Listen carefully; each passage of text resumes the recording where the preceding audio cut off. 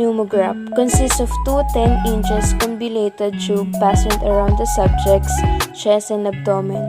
During a test, as circumference of the subject's chest and abdomen increases with each inspiration of air, the pneumograph tubes stretch as the subject exhales. The construction it moves. Function records the changes of breathing and respiration of the subject. Galvanograph consists of electrodes attached to the index finger and the ring finger of the left hand, or to the palmar and dorsal surface of the left hand. The left hand is suitable because of the fact that the blood pressure cut attachment is on the right arm. Function: it records the skin resistance of the subject to every imperceptible amount of electricity. Cardiosphygmograph consists of blood pressure cuff and rubber pump, and the sphygmomanometer of the type used by physician. The blood pressure cuff is fastened around the subject's right arm in such a way as to ensure that the rubber portion of the cuff is placed over the brachial artery for a more satisfactory recording. When the rubber portion of the cuff is placed over the brachial artery for a more satisfactory recording, when the rubber cuff is inflated, the alternating distension and contraction of the tissue of the subject's arm due to the changes in blood pressure cause an increase in pressure within the cuff and in the associated bellows. And the function of the cardiosphygmograph is it records the changes of blood pressure and pulse rate. Sphygmograph, a motor that drives or pulls the chart paper under the recording pen at the rate of 6 or 12 inches per minute. Function: it records the blood pressure, pulse, respiration, and galvanic skin resistance are recorded simultaneously and continuously on the surface of moving graph paper driven by the chemograph.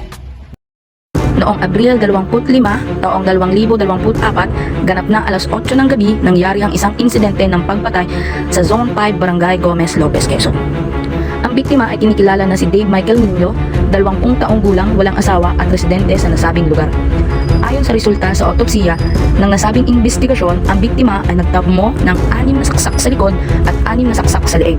At ayon din sa mga saksi na sina Jessa Villa Sr., Joshua Padilla at Daniel Nicole Lieba, si Samuel James Tias ang huling kasama ng biktima ganap na alas 6 ng gabi noong Abril 25, taong 2024 at hinihilalang siya ang pumatay sa biktima.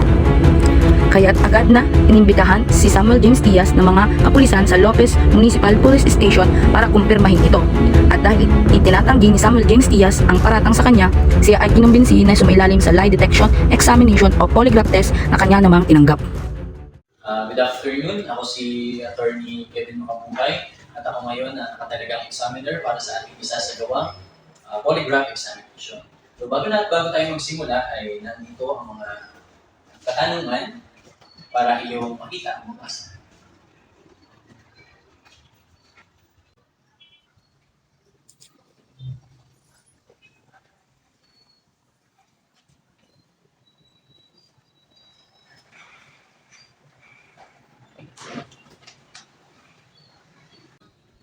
Dahil nabasa mo na, nakita mo na ang mga katanungan, nandito ang aking personal assistant na si Mr. Joel.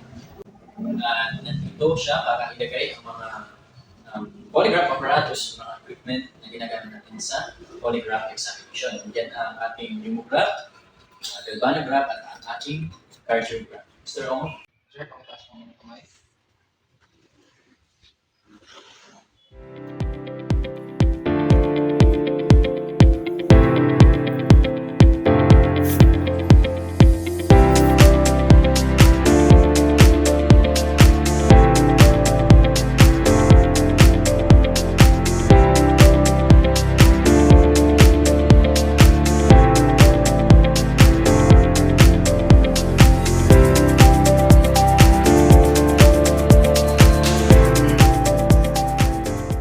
Dahil nakakabit na sa iyo ang mga ginagamit natin sa polygraph examination, maaari na tayong magsimula.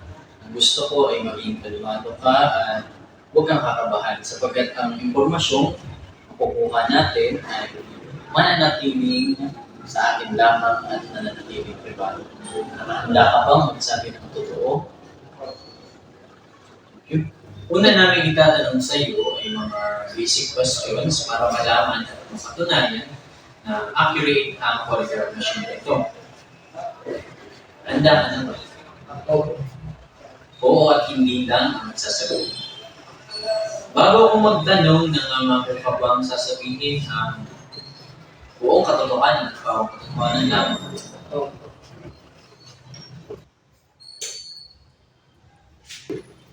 Ang totoo mo bang pangalan ay Samuel James Diaz?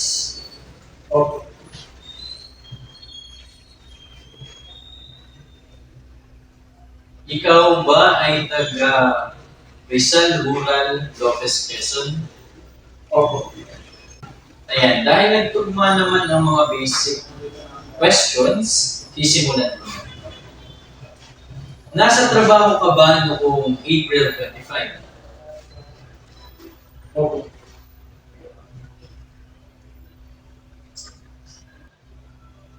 May makakapagpatunay ba sa iyong alibay?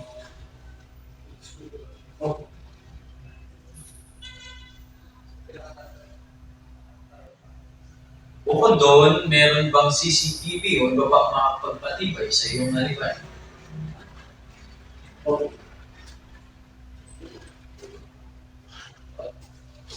Kilala mo ba ang biktima?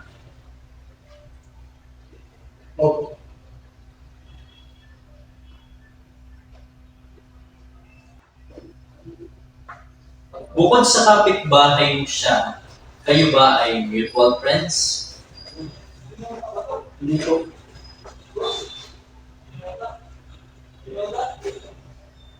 Sinasabi sa investigasyon na isa ka sa person of interest dahil nakita daw kayo ng biktima bago maganap ang krimen. Oo o hindi.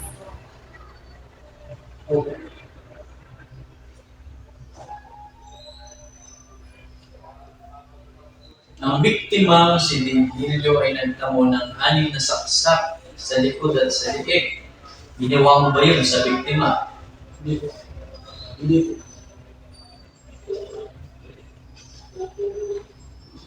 Nagsasabi ka pa ng totoo?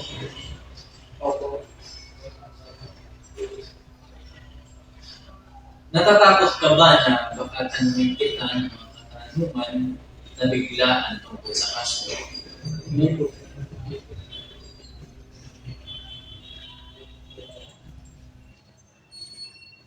lamang po sir at maraming salamat po sa inyong cooperation.